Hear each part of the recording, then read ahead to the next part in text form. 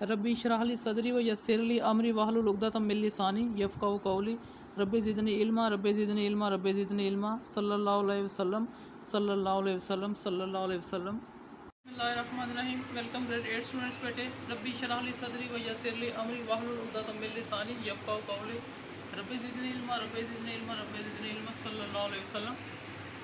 बेटे question number 1, calculate the unknowns. This is a parallelogram. x is unknown, y is unknown and z is unknown। अच्छा, सबसे पहले you can easily find out y and 110 are equal। Parallelogram की हमने properties पढ़ी थी ना। y is equal to 110। Opposite angle of parallelogram हमेशा बराबर होते हैं। अच्छा, अब z फाइंड करना है। ये देखें, अगर आप गौर से देखें तो ये एक ट्रायंगल नहीं बन रही, और ट्रायंगल का एंगल्स का सम कितना होता है? ट्रायंगल में कितने एंगल्स होते हैं? 3, और 3 का सम कितना होता है? 180। तो ये देखिए मैंने लिखा है z plus 110 plus 40 is equal to 180। Reason क्या लिखी? Sum of angles of triangle. अब यहाँ से 140 प्लस 40 150 हो गए। 150 को हमने राइट साइड पे जाके माइनस कर दिया, तो यहाँ से ये y की वैल्यू आ गई थी, ये z की वैल्यू आ गई। z की वैल्यू क्या आ गई? 30। अच्छा, अब ये देखें, हमेशा आपने याद रखना है, जब कभी भी इस फॉर्म में करके ऐसे एंगल होता है ना, तो ये वाला एंगल और ये वाला एंगल हमेशा आपस में क्या होते हैं? बराबर होते हैं। और उसकी रीज़न क्या होती है? These both are called alternate angles. तो यहाँ पर ये देखें, एक किस्म का इसी तरह एक जी नहीं बन रहा। ये देखें, ये तो एक्स और जी आपस में बराबर नहीं होंगे, और रीज़न क्या होगी? Alternate angle. तो मैंने लिख दिया and z is equal to X. Reason होगी अल्टरनेट एंगल, और x कितना, z कितना था हमने अभी फाइंड किया 30। तो इसका मतलब है z और x बराबर, तो x भी क्या हो जाएगा? 30 डिग्री। क्वेश्चन नंबर 3 पे आए। This is a parallelogram c x and y we have to find out. ठीक है, और ये भी उन्होंने बताया हुआ, ये 110 डिग्री है, ये उन्होंने बताया हुआ। अच्छा, सबसे पहले तो एक चीज़ ये देख लें कि x और 50 आपस में बराबर होंगे।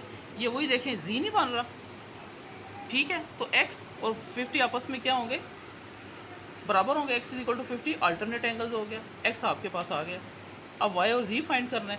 अब ये देखें, अगर z आपने फाइंड करना है तो ये अगेन एक ट्रायंगल बन रही है ना, एक ट्रायंगल बन रही है जिसमें 2 एंगल्स गिवन है, एक फाइंड करना है। तो इनका सम कितना होगा? 180। तो z plus 110 plus 30 is equal to 180, sum of angles of triangle. 130 plus 30 140 हो गया। 140 को राइट साइड पे जाकर माइनस कर देंगे, तो z की वैल्यू क्या आ गई? 40 डिग्री। अब सिर्फ y रह गया। अच्छा, अब ये देखें ज़रा, ये z और y आपस में क्या है? ये भी तो z बन रहा है एक, तो ये भी आपस में क्या होंगे? Alternate angle. तो ये देखें, S Y is equal to G, alternate angle, और z हमें पता है 40 है, तो y भी कितना हो जाएगा? 40 डिग्री। Very easy.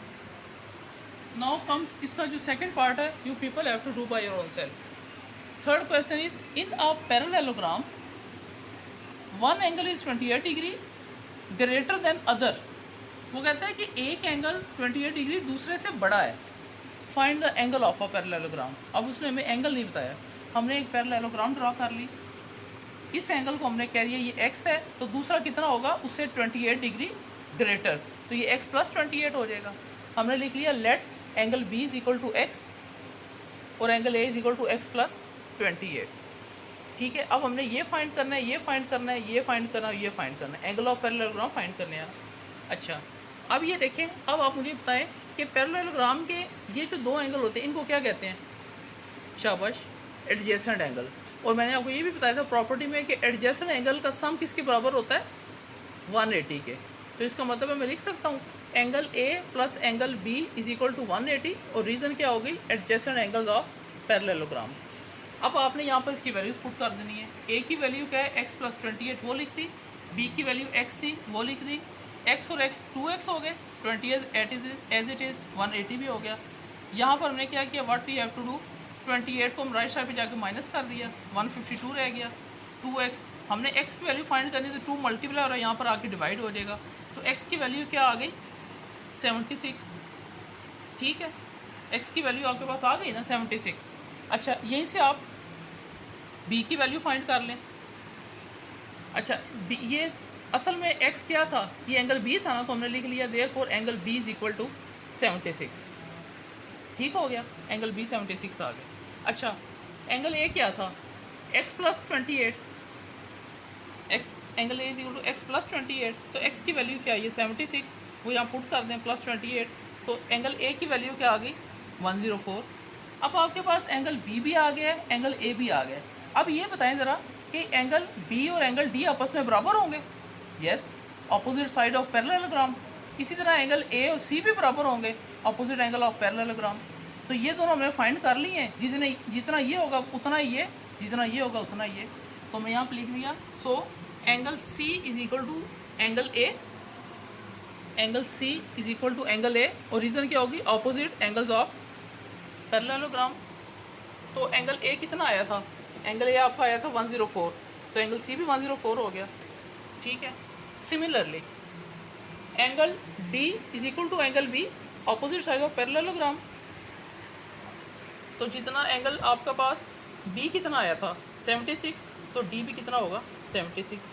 तो ये आपके पास ए भी आ गया, बी भी आ गया, सी और डी, ए और बी हमने फाइंड किए, जितना ए आया था उतना ही सी आ गया, जितना बी आया उतना ही डी आ गया। ठीक है बेटे, so that was today's lecture, till next lecture, thank you.